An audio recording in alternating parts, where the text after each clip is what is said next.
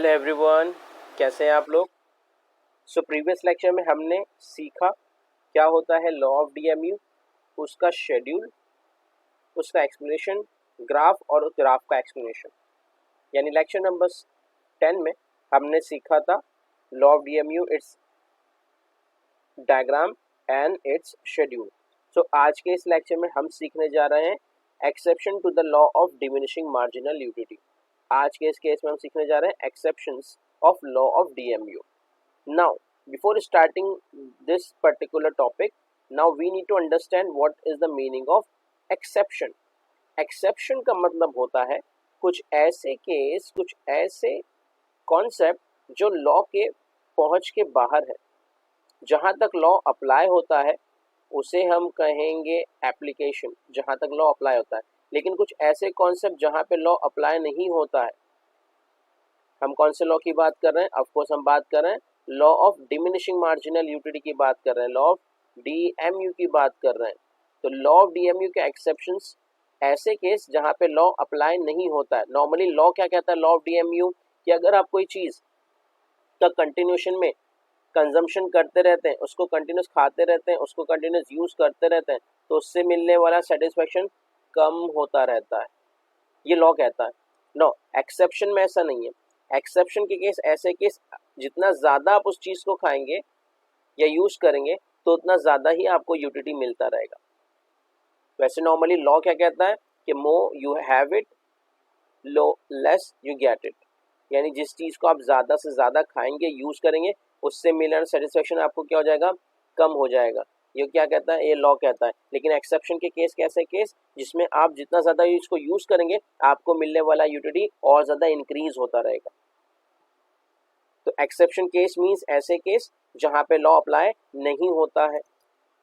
चलिए शुरू करते हैं। ऐसे देखते हैं कौन कौन से केसेस हैं जहां पे लॉ अप्लाई नहीं होता है। कौन से लॉ की बात कर रहे हैं? ऑफ कोर्स हम बात कर रहे हैं लॉ ऑफ डीएमयू के बारे में। तो जितने लॉ पढ़ेंगे सबके हम एक्सेप्शंस भी पढ़ेंगे, ठीक है। तो चलिए first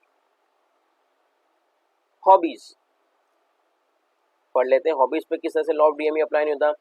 in certain hobbies like collection of various stamps and coins, rare paintings, music, reading etcetera, ये सब आपकी हॉबी हो सकती है। इसमें से कोई भी किसी की भी हॉबी हो सकती है।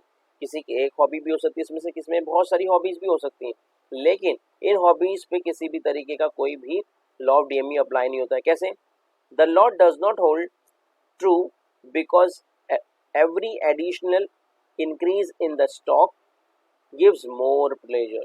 यानी हम जितना ज़्यादा यूनिट कलेक्ट करेंगे, लेट्स से किसी का हॉबी है कॉइन कलेक्ट करना, पुराने ज़माने के सिक्के या कोई पेंटिंग या कोई स्टिकर या कोई बैबलेट जमा करना, तो ऐसे टाइम पे वो जितना ज़्यादा, लेट्स से कि उसने एक स्टिकर जमा किया, यूटिलिटी मिलेगा क्या? यस, उसको मज़ा आएगा। लेकिन जब उसने सेकेंड वो स्टैम्प जमा किया या वो कॉइन जमा किया, तो उसके बाद उसको जो सेटिस्फेक्शन लेवल होगा वो डिक्रीज नहीं होगा बल्कि और ज़्यादा इंक्रीज हो जाएगा।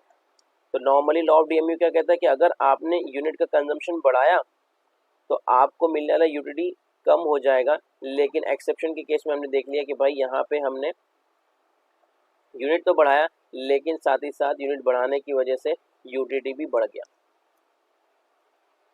दिस इंक्रीज मार्जिनल यूटिलिटी, और ऑब्वियसली मार्जिनल यूटिलिटी देखिए 10 से 12, 12 से आप कह सकते हैं कि 14 भी हो सकता है मार्जिनल यूटिलिटी में। However this violets the assumption of the homogeneity and continuity।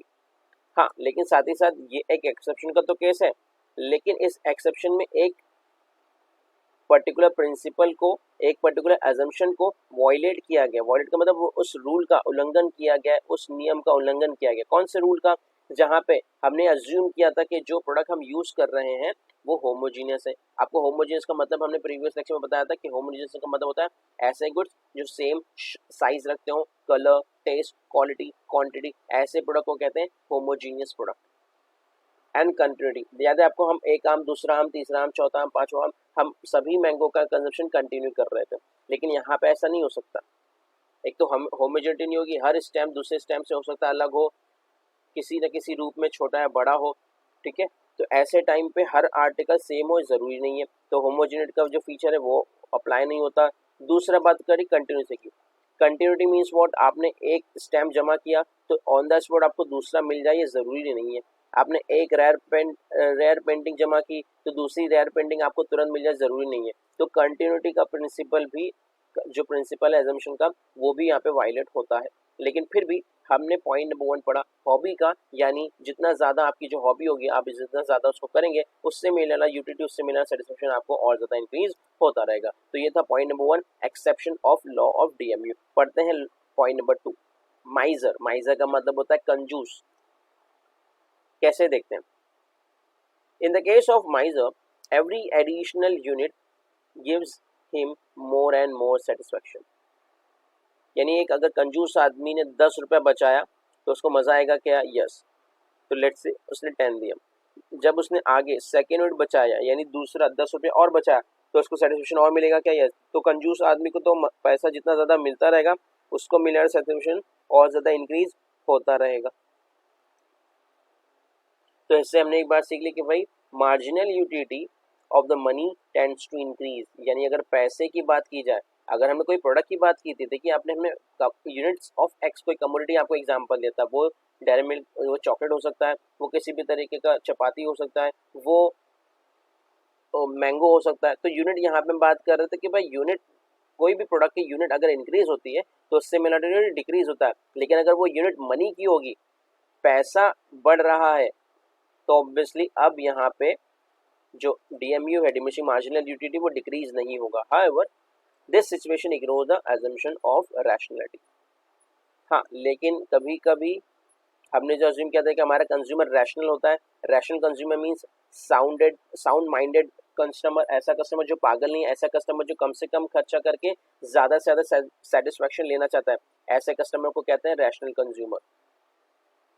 और इस तरह के प्रोडक्ट के यूज़ को कहते हैं रैशनल कंजम्पशन।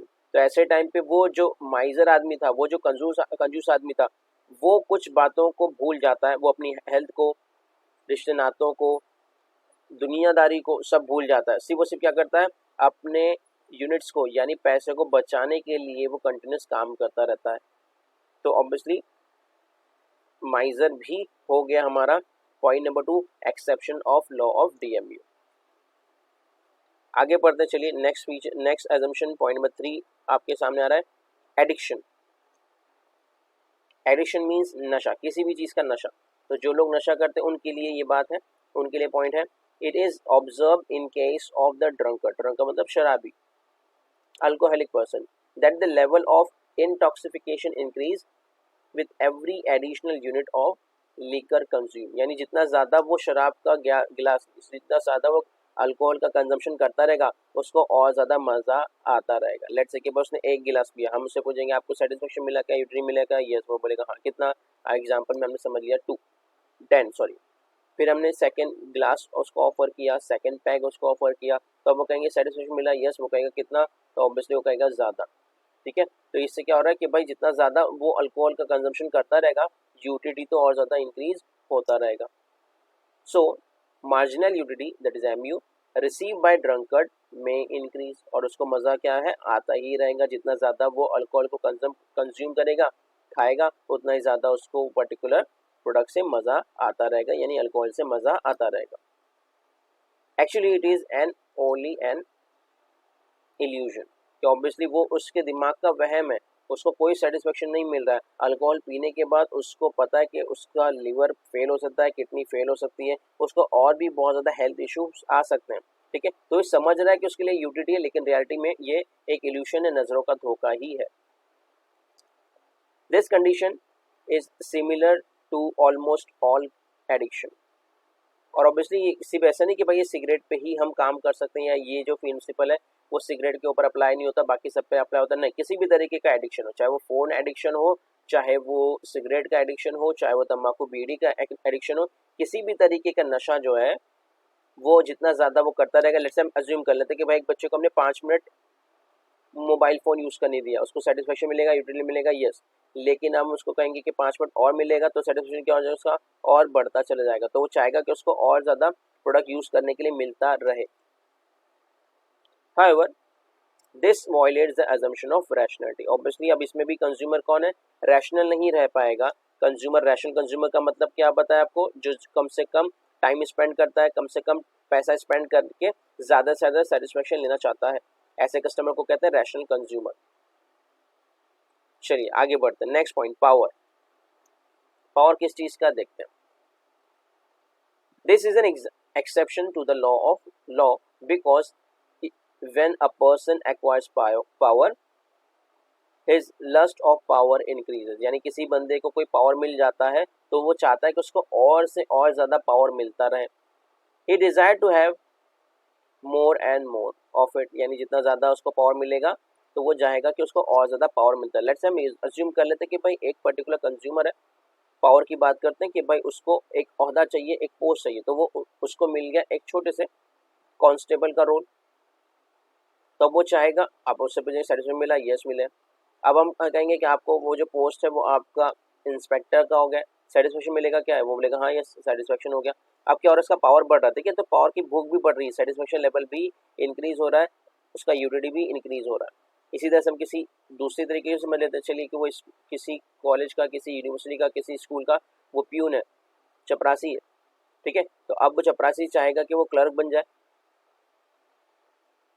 वो चाहेगा कि ज़्यादा से ज़्यादा उसको पावर मिले। क्लर्क बन जाएगा तो क्या चाहेगा, वो चाहेगा हेड क्लर्क बन जाऊँ, वो चाहेगा अगर हेड क्लर्क बन गया तो क्या चाहता है कि टीचर बन जाऊँ, टीचर बनना चाहता है तो वो क्या चाहेगा कि भाई मैं सुपरवाइजर बन जाऊँ, सुपरवाइजर बनना चाहता है वो क्या बोलेगा कि मैं प्रिंसिपल बन जाऊँ, वाइस प्रिंसिपल बन जाऊँ, वाइस प्रिंसिपल बन गया तो चाहेगा, क्या चाहेगा कि मैं प्रिंसिपल बन जाऊँ। आप समझ में आ रहा है कि आप उस पर्टिकुलर पर्सन को, यानी हमें और आपको उस पावर से मिलना सेटिस्फेक्शन कभी कम नहीं होगा, यूटिलिटी बढ़ता ही रहेगा। However again this violets the rationality assumption. Obviously जो हमने अज्यूम किया था कि कंज्यूमर रैशनल है, ऐसे टाइम पे वो पावर का भूखा हो गया, वो चाहता है कि उसको ज़्यादा से ज़्यादा पावर मिले, ज़्यादा से ज़्यादा लोग उसके कंट्रोल में आ जाए, तो ये फीचर जो है वो किसी भी तरीके से आपने जो रैशनलिटी का जो कॉन्सेप्ट है, रैशनल का जो एजम्पशन है उसको वायलेट करता है। लेकिन पॉइंट नंबर 4 हो गया हमारा exception of law of DMU power. Next point पढ़ते हैं, पॉइंट नंबर 5 है मनी। मनी का एग्जांपल भी हमने ऊपर सीखा था, इसको और डिटेल में पढ़ लेते हैं।